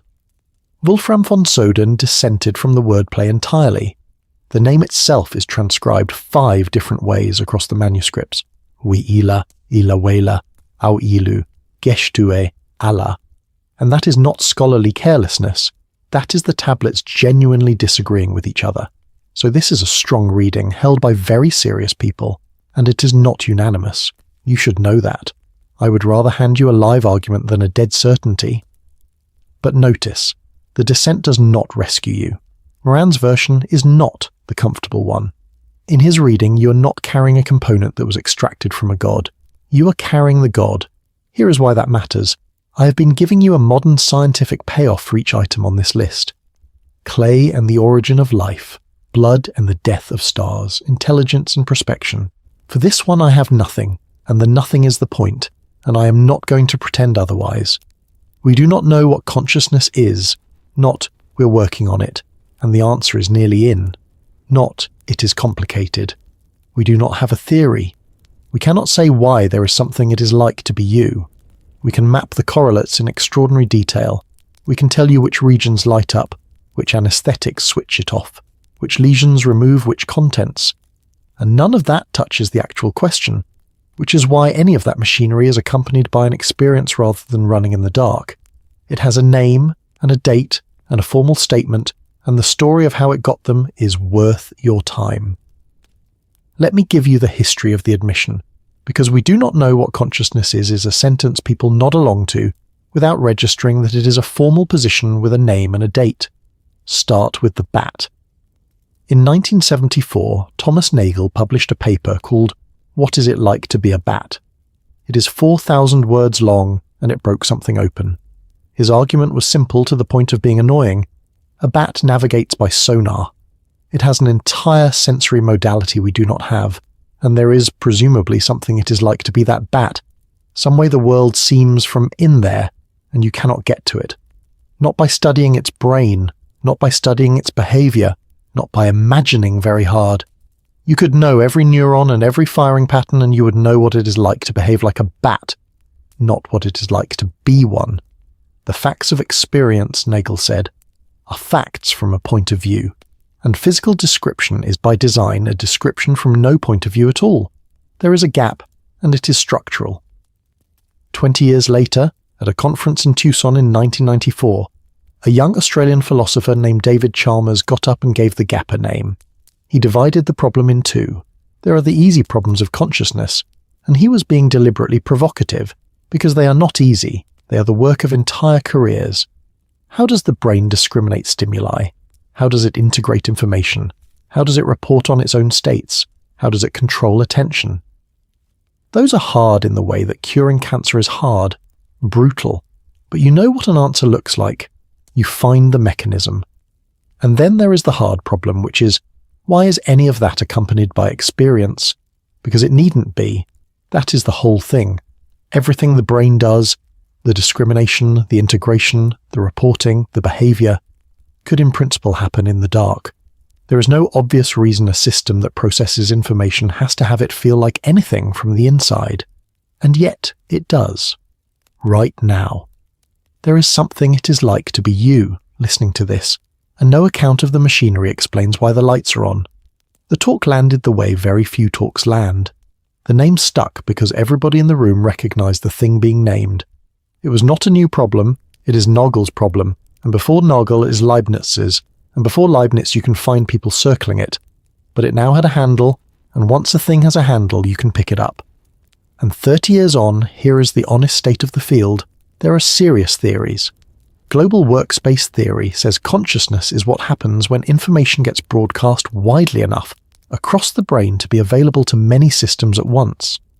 Integrated information theory says consciousness is integrated information and offers a number, fierce, that purports to measure it. Higher order theories say a state is conscious when there is a representation of that state. Predictive processing says the brain is a prediction engine and experience is the model it builds. They are all serious. They are held by serious people. They do not agree, and there is no experiment on the table that would settle it.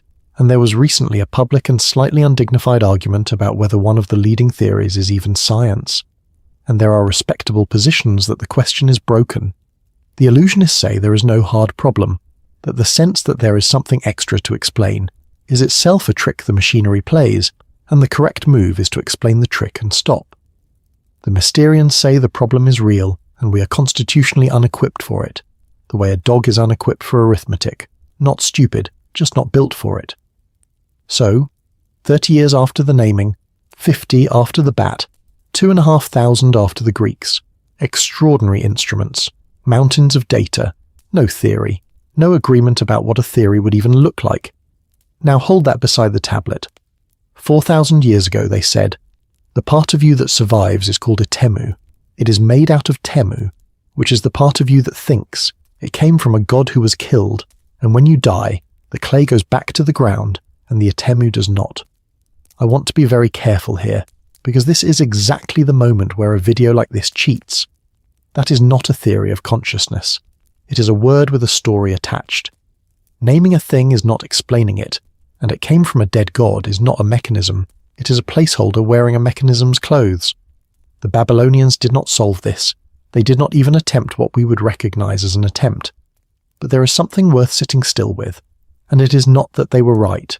It is that the oldest surviving attempt to say what the surviving part of a person is, and the newest one, are the same distance from the answer. They said, "There is a part of you that thinks, and a part of you that lasts, and they are made of the same stuff, and we do not know how it got there. We say, there is a part of you that thinks, and something it is like to be you, and we do not know how it got there. 4,000 years, the instruments got better, the sentence did not change, and the sixth thing on the list is not in you at birth at all. The sixth thing installed in you. The sixth thing installed in you. The sixth thing is different from the other six, and I want to be upfront about that rather than smuggle it past you. The first 5 come out of atrahasis. This one does not.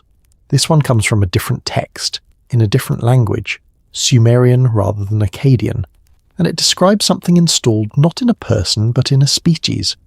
I'm including it because without it the list is incomplete, and because the Mesopotamians themselves treated these as the same subject. The text is called Inanna and Enki, and it survives on tablets from Nippur. The plot is almost comic. Inanna travels to Eridu, sits down with Enki and drinks him under the table, and while he is drunk he starts giving her things. He hands over the Emi. The Emi are the hardest idea in Sumerian thought, and the field has never agreed on a translation. You will see divine decrees, which is useless. You will see powers, ordinances, the arts of civilization. None of them work because the Emi are not concepts. In the text they are objects. They are handed over. They are loaded onto a boat. Inanna physically transports them from Eridu to Uruk, and Enki sobers up and sends monsters after the boat to get them back and fails, and the text lists them. That is the astonishing part. It just enumerates them line after line, and the list is not what you would design. Kingship, priesthood, truth, descent into the underworld, the scribal art, carpentry, metalwork, music, law, judgment, wisdom, the kindling of fire, the extinguishing of fire, sexual intercourse, prostitution, deceit, slander, fear, strife, weariness, the troubled heart, sacred and profane jammed together in no order that separates them, because to a Sumerian they were not different categories of thing, they were all parts. Truth and slander are both components. Wisdom and weariness are both components. If you are going to have a civilization, these are the pieces it is made of, and you do not get to choose the ones you like. The story of how the Emi left Eridu is worth telling in full, because it is not solemn, and I think that matters. Inanna goes to Eridu.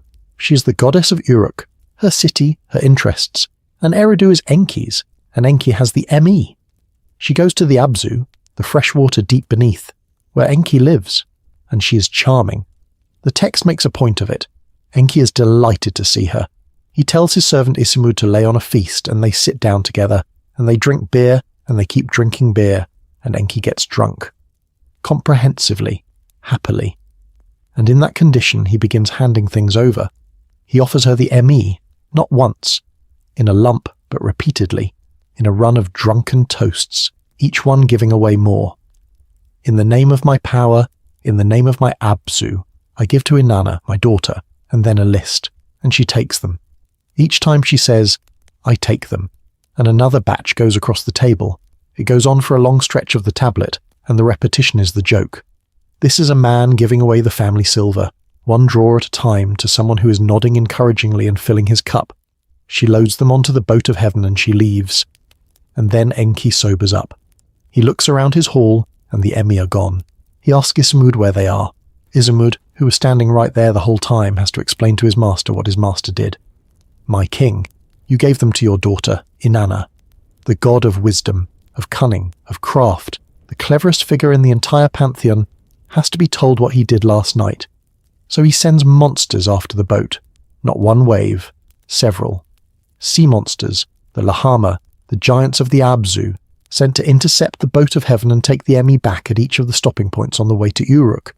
And each time Inanna's servant Ninshubur fights them off, and the boat sails on, and the Emi stay aboard. She reaches Uruk. The people come out to meet her. The Emi are unloaded, and they stay in Uruk, and Enki does not get them back. That is the story. The founding transfer of civilization is a con executed by a woman who outdrank a god and had better security on the way home. And now notice what it is actually saying, because underneath the comedy, the claim is stark. Civilization did not develop in Uruk. Civilization arrived in Uruk. It came in on a boat, in crates, from somewhere else, from Eridu, from the Abzu, from under the water, and it was already finished when it got there. Nobody in the story invents anything. The Emmy are not built, they are moved. Even the theft is not an invention. It is a transfer, and that is the Sumerian account of where the parts of a society come from, told as a farce, and the farce does not soften the claim.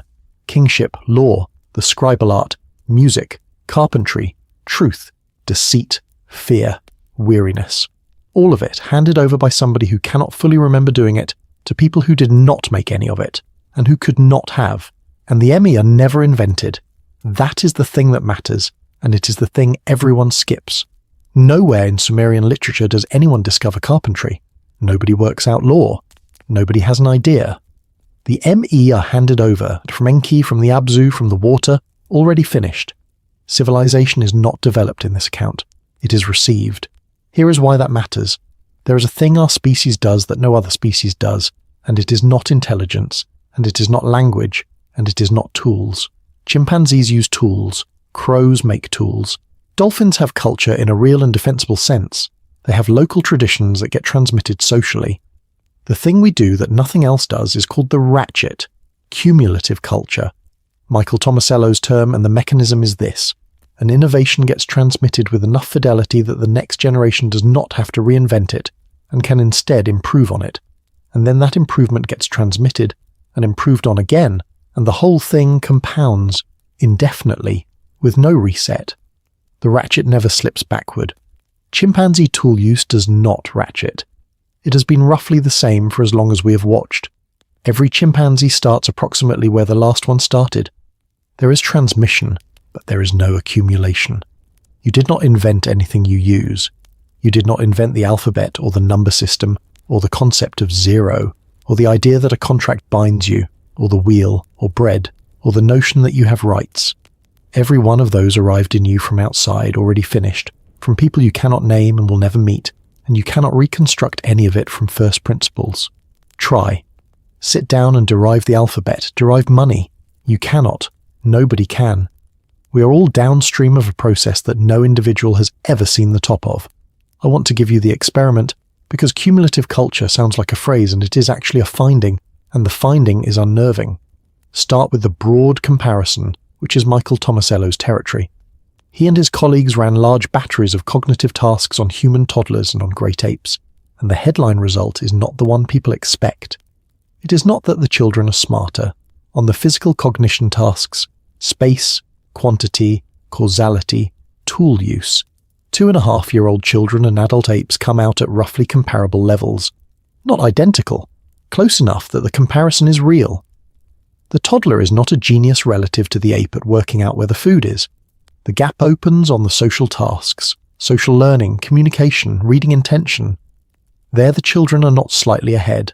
They're in another category, and the sharpest demonstration of what that difference actually is came out of St Andrews, from Victoria Horner and Andrew Whiten in 2005. Here is the setup, a puzzle box with a reward inside. A human demonstrator opens it using a sequence of actions, some of which do something, and one of which is tapping the box with a stick, which does nothing at all. Then you hand the box to the subject. The subjects were 3 to 4-year-old children and young wild-born chimpanzees from an African sanctuary. And the crucial move is that they ran it 2 ways. Once with the box opaque so you cannot see the mechanism and have no way of telling which steps matter, and once with the box transparent, so the uselessness of the tapping is sitting there in plain view. The chimpanzees behaved impeccably.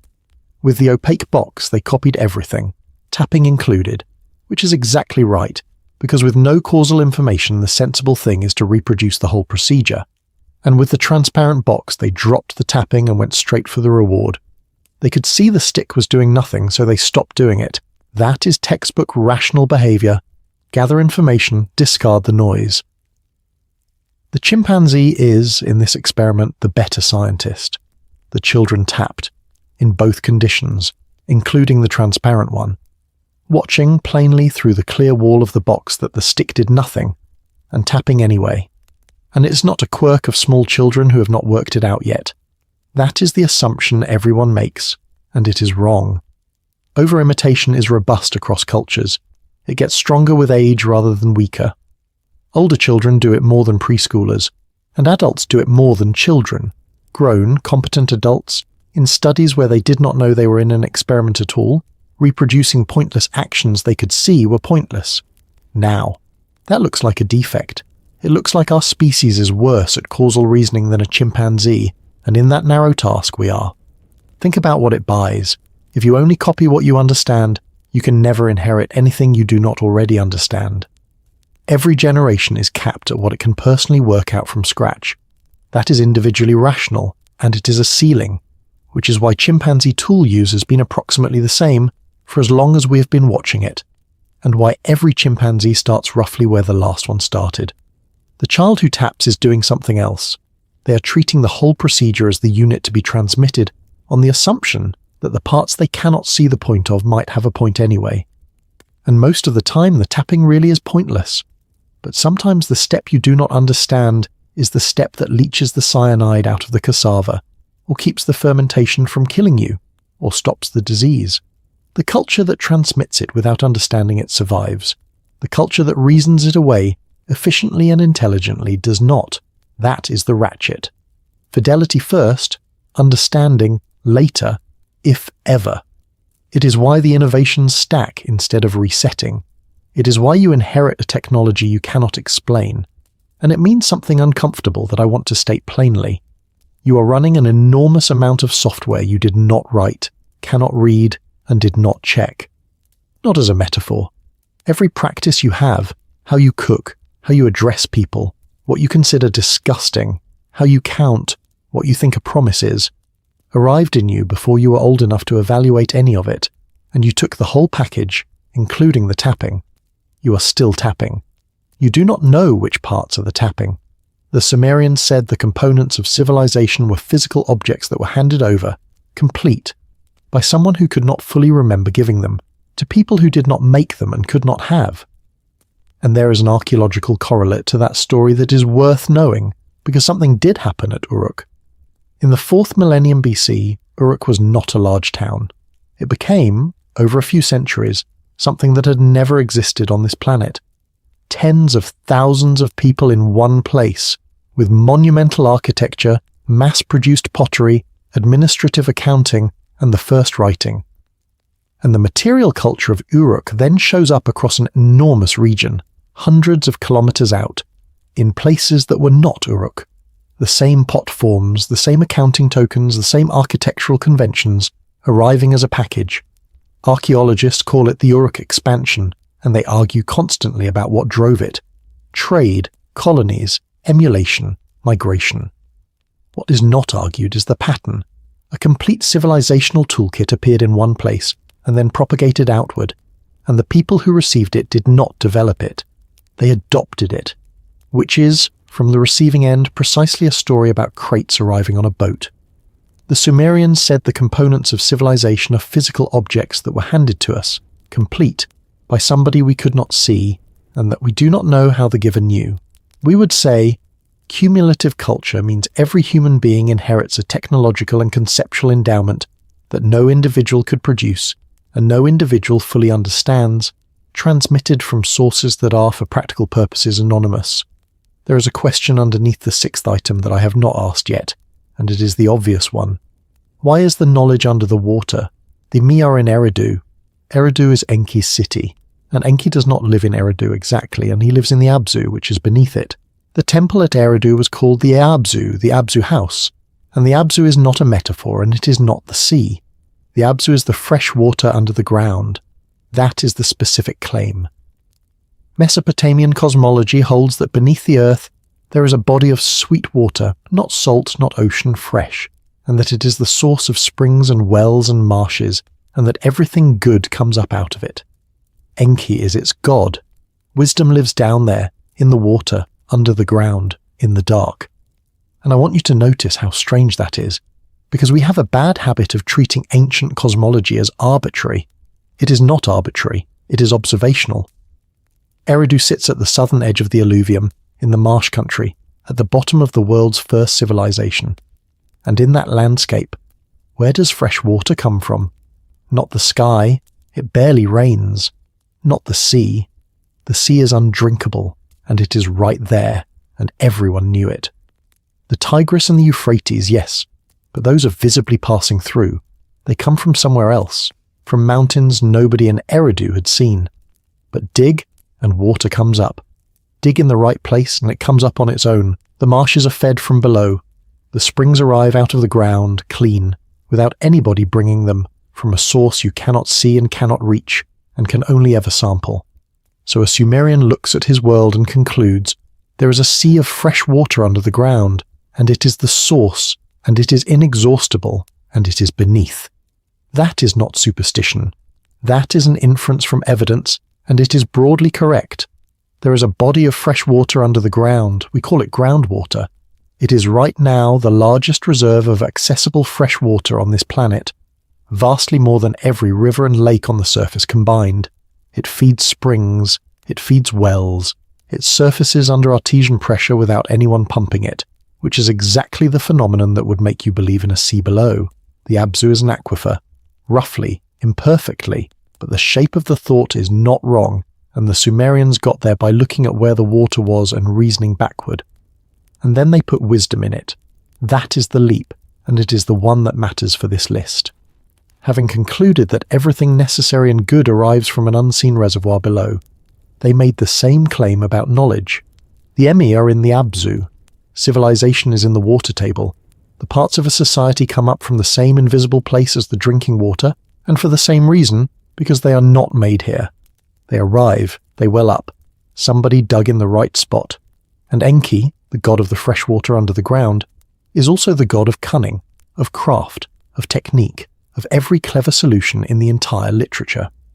The god of the aquifer is the god of ideas, same category. To a Sumerian, water and knowledge are both things that come up out of the dark from a source you cannot inspect, and you do not manufacture either one, and if you are wise, you know where to dig. So when the third warning of this list says the maker is not in the copy, and you should look for the maker beneath, that is not a poetic flourish. Beneath is a location. It is where the fresh water is. It is where Enki is. It is where the parts came from. Look for the maker beneath. They meant it literally. They were describing a water table. They said the Emi came from the Abzu, from under the water, from the place you cannot see into. We say it came from the past, which is also a place you cannot see into, and out of which things arrive already made. The seventh thing installed in you, the one that is still running. Here is the seventh, and the seventh is not like the others, and I have been holding it for 2 hours. Every other item on this list is a component. Clay, flesh, blood, intelligence, ghost, the parts of civilization, those are materials. They are what you are made of. The seventh is not a material. The seventh was installed for a reason, and the text states the reason outright, and I am not aware of another sentence like it anywhere in ancient literature. Here are the lines, in the standard renderings. They slaughtered Ilawela, the god who had intelligence, in their assembly. Nintu mixed clay with his flesh and blood. They heard the drum beat forever after. A ghost came into existence from the god's flesh. She proclaimed it as his living sign. The ghost existed so as not to forget the slain god. Stop on the third line. They heard the drum beat forever after. There is a drum. It starts at the moment of manufacture. It does not stop. It is heard from that day forward, permanently by everyone in every human being who has ever existed. And the sixth line tells you what it is for, so as not to forget. The drum is a memorial. It was installed in the product, so that the product would never stop being reminded of what was done to make it. Your pulse, in this account, is not a biological necessity that happens to make a sound. It is a notification. It is the sound of a murdered god, placed inside you deliberately, sounding continuously, so that the killing is never forgotten by the thing the killing produced. Nintu proclaims it as his living sign. A sign, a marker, a thing that points at something else. You have a signal in your chest running since before you were born that exists, the text says explicitly, so that you do not forget a death. Here is why that matters, and this is the last thing, and it is the reason I made this video. Your heart has its own electricity. I want to tell you exactly how the drum starts, because the sequence is stranger than the summary. You begin as a flat disc. Around 2 weeks after conception you are a bilamina, then trilamina, disc, Sheets of cells a couple of millimeters across with no organs, no limbs, no head, nothing you would recognize as an animal. There is no brain. The neural plate has barely begun to fold, and in that disc, cells that will become the heart migrate into position and form two tubes which fuse into one. That is the heart at this stage. A tube. Not 4 chambers, not valves, not the fist-sized muscle you're picturing. A straight tube of muscle cells, a few cells thick, in a creature that has no blood to speak of, no lungs, no circulation worth the name, and nothing whatsoever to pump to. And around day 22 the tube contracts. I should be straight about that number because it is quoted everywhere with a confidence it has not quite earned. Most textbook statements about when human circulation begins are not observations of living human embryos at all. They are extrapolations from chicken and mouse embryos mapped onto human timelines. The direct human evidence from precisely dated IVF pregnancies and a small number of 19th century observations puts the first pumping in the 4th week after fertilization. Day 21 to 23 is the standard figure, and it is a good one. It is not a stopwatch reading. Nobody tells it to. There is no nerve going to it. There is no brain to send one from. The cells themselves are myogenic. The contraction is a property of the tissue, generated by ion currents across the membranes, and it happens because that is what the cells do. The beat starts at one end and travels down, a wave, and then it happens again, and then it happens again, and it does not stop for the rest of your life. Then the tube loops. Over the following days it bends to the right. Dextral looping, one of the most reliably choreographed events in embryology, and one of the few times your body ever commits to left or right, and folds itself into the beginnings of chambers. It is beating the entire time. The heart builds itself while running. It is the only organ that has to work before it is finished, because nothing else can develop without circulation, and so it starts before it is done and never gets a pause. The pacemaker tissue organizes later. What eventually becomes the sinoatrial node, that knot of specialized cells at the top of the right atrium, differentiates out of the tube over the following weeks and takes over as the fastest oscillator, and whichever tissue oscillates fastest gets to set the pace for everything else. That is the whole governance structure of your heart, not command but frequency. The quickest one leads, and the node is not connected to your will in any way at all. Your nervous system arrives later and hooks up to it, and what it gets is a dial. The vagus nerve slows it. The sympathetic system speeds it.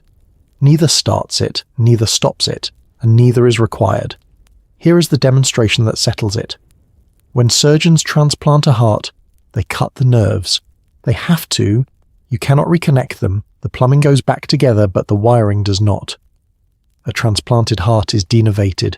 It sits in a stranger's chest with no line to the stranger's brain, and it beats, immediately, on its own.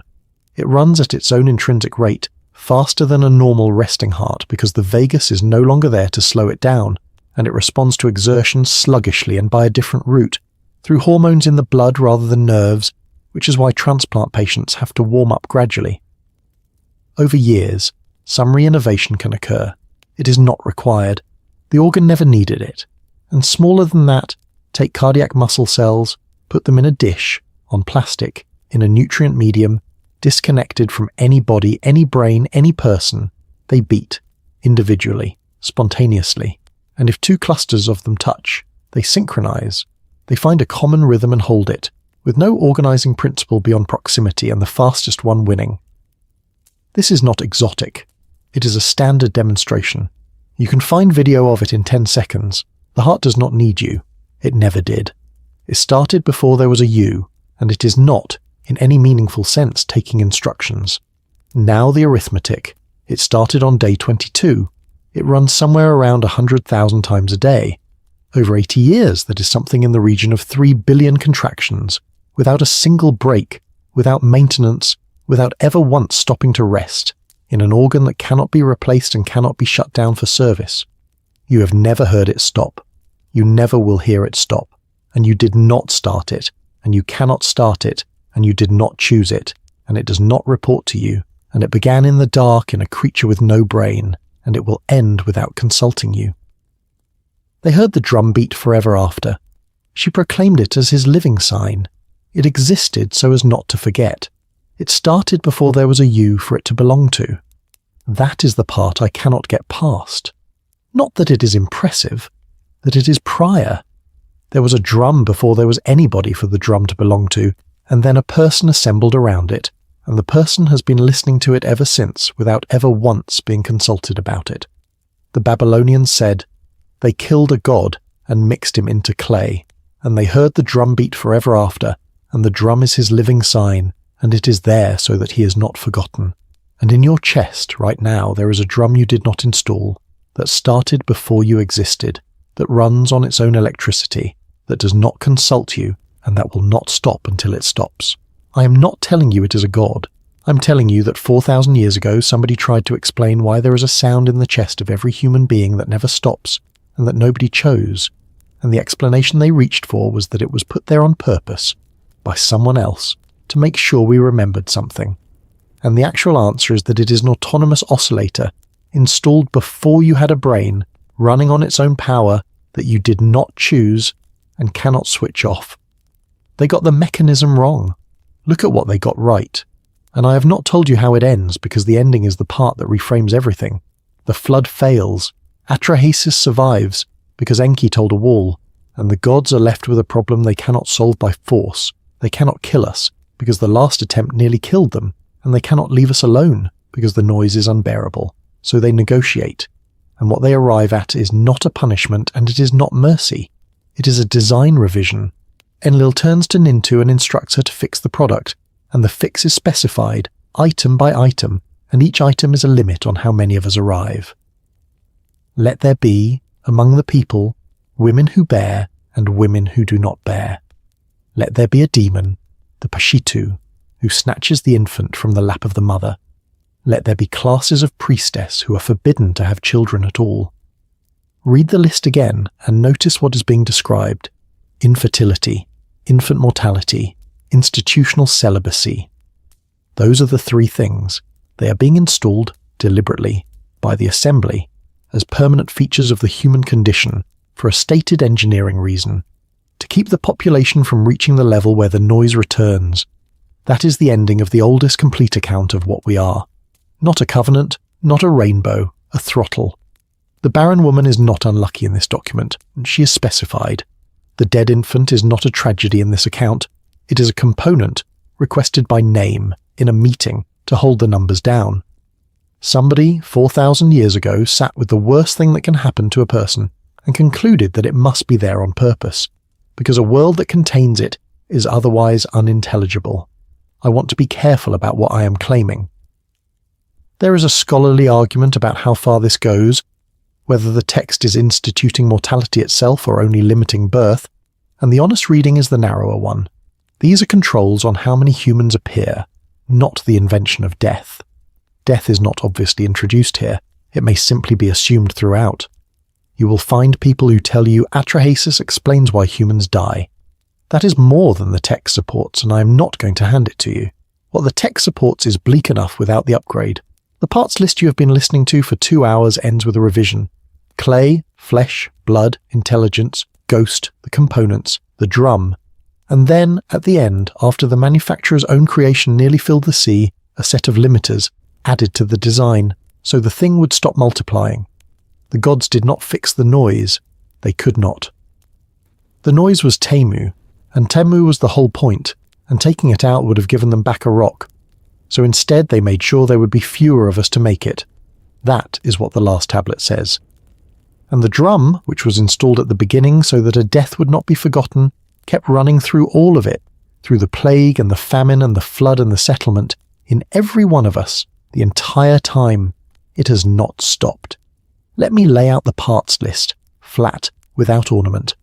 Clay, which goes back to the ground, and which is, in the current laboratory literature, one of the leading candidates for the surface on which the first self-copying molecules on Earth assembled. Flesh, mixed, not inserted. An alloy, not a container and a contents. And the compound is a standing wave. The matter moves through, and the pattern stays. Blood, the carrier, from something that was killed. And every iron atom in it was manufactured in the death of a star, because there is nowhere else in this universe that iron comes from.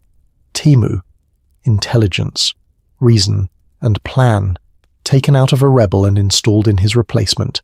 which the text says the gods regretted almost at once. And the faculty that lets you model a world that does not exist is the same faculty that makes this one unbearable, and they are not two things. Etemu, the ghost, built in the letters out of Timu, with one surviving tablet that spells the seam out loud, contested by Moran, by von Soden, resting on Lambert and Millard's reading, and we have no theory of consciousness at all, and cannot say what one would look like. The me, the components, handed over complete from a place you cannot see into, never invented by anyone, and no human being alive can derive the alphabet, and the drum, installed as a sign, so that a death would not be forgotten, running in your chest since day 22 on its own electricity, before there was a brain to hear it. I am not going to tell you what it means. I have spent 2 hours not telling you, and I would like to keep the record clean at the end. Every scientific claim here is published and checkable. Every place the scholarship disagrees, I have said so. The god's name is transcribed 5 ways, the wordplay is a reading and not a fact, and serious people dissent from it. There is no tablet that mentions a supernova. Nobody in Babylon knew about the sinoatrial node. Anyone who tells you otherwise is selling you something and you should not buy it. And after you throw all of that out, every overreach, every fringe reading, everything I have refused to hand you, this is what is left. 4,000 years ago, a scribe named Q-Aya sat down in Babylon and copied out an account of what a human being is. He said we are clay and a dead god, mixed. He said the part that thinks came out of a rebel. He said the part that survives is made from the part that thinks. And he said there is a drum in your chest that was put there on purpose so that you would never forget the death that made you. He signed it. We have his name. The tablet is in London. Most of the collection it belongs to has never been read. 500,000 cuneiform tablets in the world's museums, perhaps 1/10 of them published, and a number of people alive who can read them that would fit in a lecture hall. We decided it was mythology before we finished reading it. Meanwhile, the drum has not stopped. It did not stop while you listened to this. It started before you were anyone. It runs on electricity it makes itself. It does not consult you about anything, and one day, without discussing it with you first, it will stop. They heard the drum beat forever after. It existed so as not to forget.